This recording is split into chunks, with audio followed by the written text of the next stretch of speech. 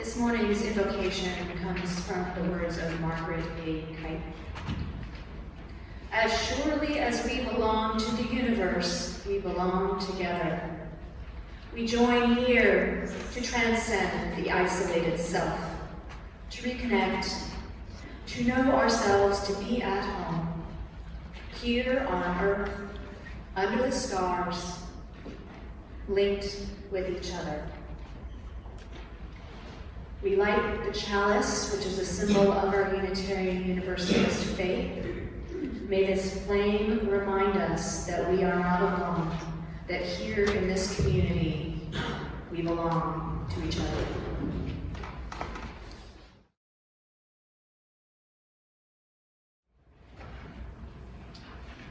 January before last, I showed up in Chicago for my first real class at Meadville Lombard Theological Seminary. It was cold. My lodgings were a 20-minute bus ride from the school. On the first day of class, I managed to find the correct bus stop and got on a bus. 10 minutes later, the bus driver said the bus was going express, and my New York City training kicked in that said, if you hear the word express and you don't know where you're going, you get off the bus. So I promptly got off the bus at a bus stop seemingly in the middle of nowhere. Did I mention it was cold? After checking my phone with frozen fingers, I determined that I had indeed been on the right bus. And after 10 minutes, another bus came by and I got on. I sat down and I realized that I was sitting across from some of my fellow students. I was greatly reassured by seeing them because now I could just follow them and I would get to where I was supposed to go. But I didn't know them very well, so I kept to myself and avoided eye contact. Graduate school can be intimidating, especially if you've been out of school for a while, and especially if that graduate school happens to be seminary.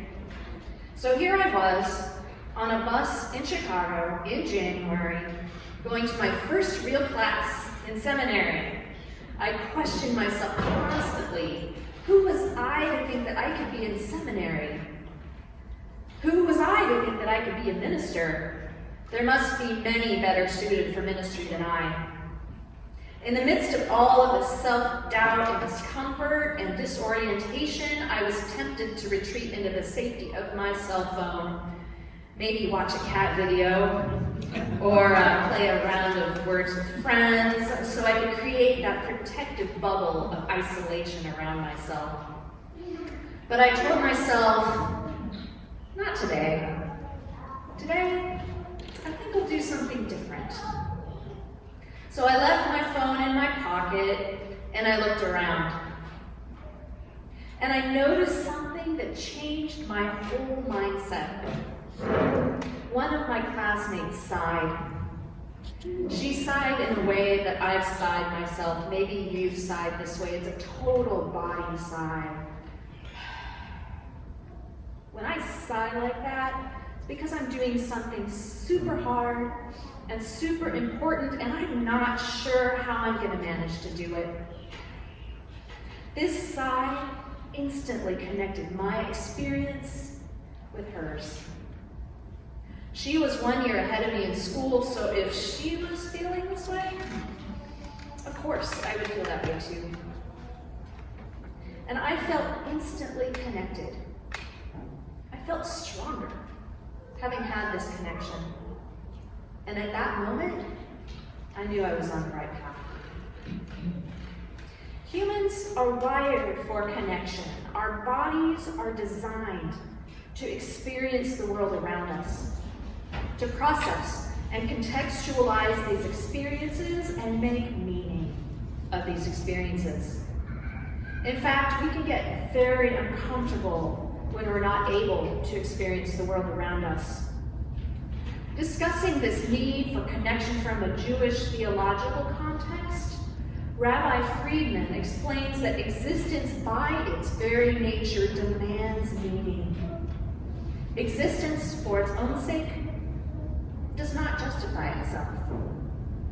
In the Jewish tradition, well, your all's topic this month is God, so I figured it was okay for a guest speaker to mention God a few times. In the Jewish tradition, God has always existed, and God's existence is apart from the existence of the universe. God is not an empty existence. They are a meaningful existence, engaged in a relationship that produces something new.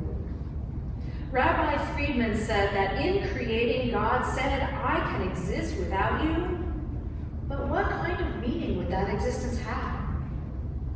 Now think about the love in a statement like that. I can live without you, but what kind of life would that be? God didn't need to create, and God didn't create the world to enhance their own existence, but to give existence substance, meaning, a soul. And since from the Jewish tradition, humans are said to be created in the image of God, humans have that same impulse towards relationship. We can exist for ourselves, but that would not give us meaning. It would not feed our soul. Judaism is not the only faith tradition that emphasizes the reality and importance of connection, of relationship. The most central belief in Islam is Tawhid, which is translated as the indivisible oneness of God. The concept of Tawhid indicates the unity, coherence, and harmony between all parts of the universe. Everything is part of a single whole. Each part has its part to play in a system of mutual relationships. Every part helps in the proper functioning of other parts and is essential too in itself. And an intricate system of profound interrelationships unites all the parts. All must work together to achieve purpose. Hindus believe in Brahman, the ultimate reality, the creative principle which lies realized in the whole world, the cosmic principles underlying all that exists. In the Advaita Vedanta tradition, Brahman is identical to the Atman, the self, or the soul. Brahman is everywhere and inside every living being, and there is a connected spiritual oneness in all existence. I was just reading your monthly publication on the journey, the one on the theme of God, and I was delighted to find the following Hindu food blessing that illustrates this oneness of Brahman. This ritual is one. The food is one. We who offer the food are one. The fire of hunger is also one. All action is one. We who understand this are one. The story of the Buddha reaching enlightenment under the Bodhi tree is one of connection with the universe. After years of spiritual searching, the Buddha rested under a banyan tree and began to meditate. Mara, the lord of desire, and other demons tempted the Buddha, and the Buddha continued to resist them and remained in meditation. Finally, Mara demanded to know who would attest to the worthiness of the Buddha to gain ultimate wisdom. The Buddha put his hand to the earth and felt the earth supporting him. The earth is my witness, he said, and then he reached enlightenment. As Robert Thurman, a Buddhist scholar, describes nirvana or enlightenment, it's not like entering a new state. It's uncovering or surrendering to the reality that has always been there. He, the Buddha, realized he'd always been in nirvana, and that nirvana was always the case. It's the unreality, it's your ignorance that makes you think you're this self-centered, separate being trying to fight off an overwhelming universe and failing. You are that universe. Many indigenous peoples conceptualize the world as animistic, based on the belief that objects, places, and creatures are alive and possess spiritual essence. For many indigenous peoples, rocks, mountains, rivers, plants, as well as animals are considered brethren. Humans share the same spirit as all other parts of the world and are interconnected with all other parts of the world. How far Western society has deviated from this way of being. Western culture would have us think that only humans have a soul, a quality denied to other living animals and plants, and life itself denied to rocks and water and other what we call inanimate objects. The Judeo-Christian story of Adam and Eve in the Garden of Eden frames the human relationship to all other creation as one of a steward, responsible for taking care of nature, rather than being taken care of by nature, or of each taking care of each. Western economics considers all that is non-human as commodities, to be grown, used, and disposed in terms of monetary value and of other benefit to humans. The American value of independence would have us believe that we are only responsible to ourselves and are not dependent on others. We as a society are forgetting the power and importance of relationship. A baby cannot feed itself. A human cannot live without eating or breathing. We do not learn how to feed, clothe, and shelter ourselves without learning from others. A person cannot thrive without loving and being loved. We could live without each other, but what kind of life would that be? Beyond religion and theology, science also teaches us that we are all connected. Studies have shown how community and family systems can help or hinder our own sense of well-being.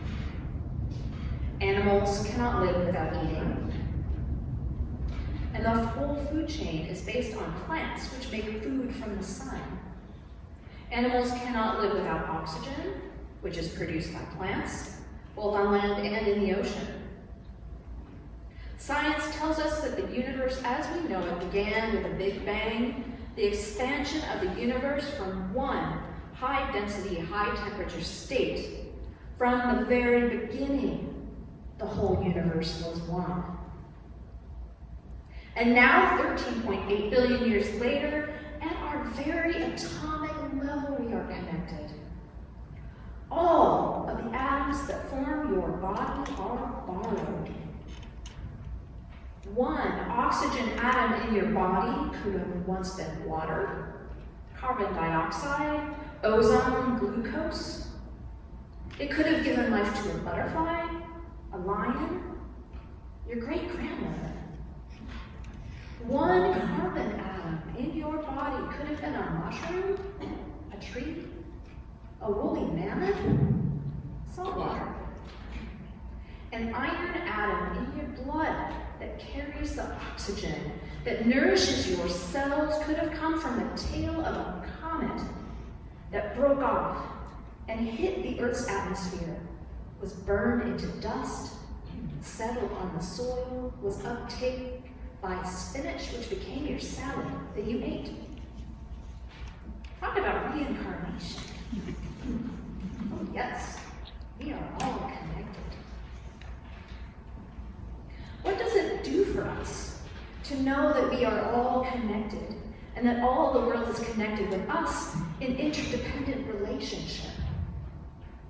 Knowing that everything is connected reminds us that we are part of something much bigger than ourselves. It helps us feel less alone. It reminds us that we matter. And it also reminds us that everything around us matters. It helps us be more compassionate. We desire well-being for all that is around us. We make decisions that honor and foster life in its infinite forms. It allows us to see our world as it really is. As Joan Borisenko writes, A mystic sees beyond the illusion of separateness into the intricate web of life in which all things are expressions of a single whole. You can call this web God, Tao, the Great Spirit, the infinite mystery, Mother or Father, but it can only be known as love.